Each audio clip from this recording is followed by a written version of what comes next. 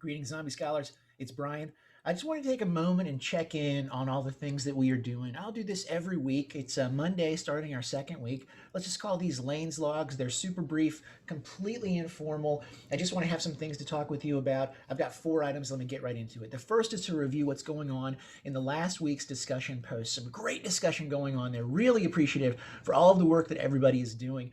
Super happy with things. A lot of great points were made about gender, about race, about even coloniality. Wonderful stuff going on. Just one quick reminder there, and that is use the readings. If you're looking at the film and then you look at the prompt and you're like, hey, I'm not really sure what to say about that, that's because the readings are there to help you.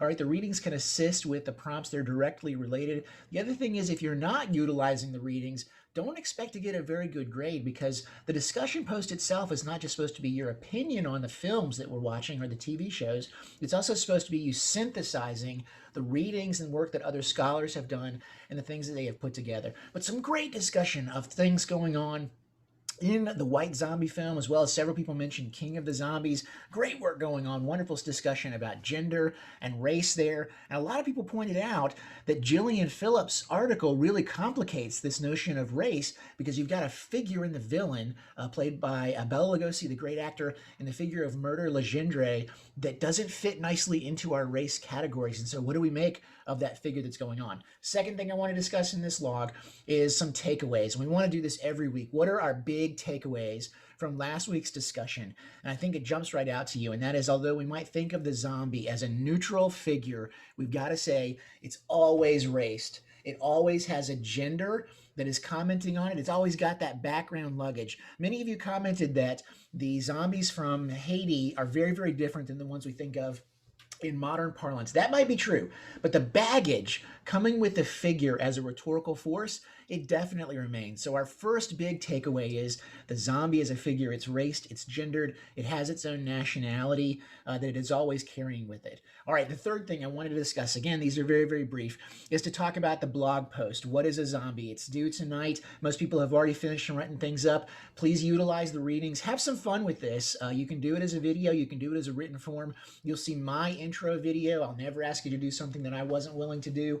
We're trying to explore the idea of a zombie. There are no wrong answers, but you need to justify your answers. So this is about making an argument for what you believe the zombie entails for things. All right, fourth, last point on this is to preview what is going on next week or this coming week in our readings and our discussion posts. And let me tell you, if you were shocked a little bit by the Haitian zombie and its difference, now we are into the modern zombie. And in looking at the modern zombie, we're focusing on the work of George Romero. George Romero turns things and sort of brings the zombie back to life after a lull in the 1950s. See what I did there? He brings it back to life. Anyway, we've got this classical archetype of the zombie. This is the film Night of the Living Dead that it links to, that has become quite iconic. It's entered in the National Film Registry. Some of his other films have been redone. Zack Snyder did a remake of one of the films in there. So even George Romero redid some of his own trilogy. Make sure when you're watching these that you're watching the original production, because our commentary is how is the original work related to the time that it is situated in. And as you think about Night of the Living Dead, think about the things that are going on at that same time that maybe influence this film. So with that, we're really into the modern era of the zombie. We've got a lot of different things going on with George Romero. You might notice some nuances going on in there. I look forward to your discussions and instructions on that. So keep at it, zombie hunters. Let's go get some new modern zombies.